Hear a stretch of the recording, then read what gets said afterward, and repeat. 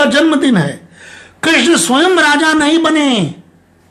जब राजा थे तो सुदामा का दृश्य देख लीजिए, कैसे दौड़ के अपने मित्र को पांव पूजकर सब कुछ देने को तैयार हो जाते हैं।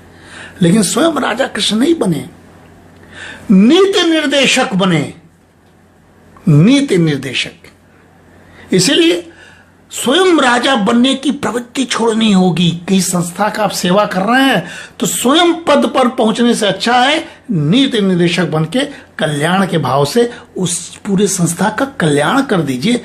आप राजा से बड़े हो गए। चाणक्य राजा नहीं बना, कौटिल्य राजा नहीं बने, राजा बनाए।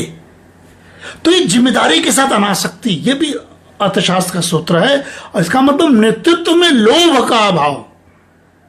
यह कृष्ण जन्माष्टमी का संदेश है, कृष्ण अर्थशास्त्र का संदेश है, ये नीति शास्त्र साथी। इसलिए नीति निर्माण के रूप में जब कृष्ण की बात करेंगे तो याद करो कृष्ण के युद्ध के समय का दृश्य, महाभारत काल का दृश्य। युद्ध, कूटनीति व शासन में सलाहकार की भूमिका।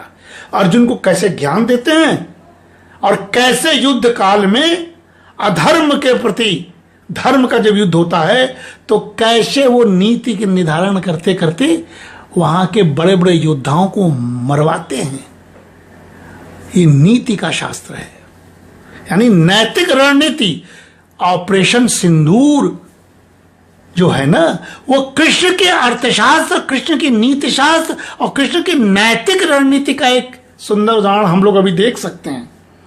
कैसे व्यू रचा जाता है, कैसे पापियों का सर्वनाश किया जाता है, कैसे आतताइयों का वध किया जाता है, कैसे पूरे देश के मानस को एक साथ जोड़कर एक व्यापक संदेश दे सकते हैं। वो ऑपरेशन सिंदूर नैतिक रणनीति थी हमारी।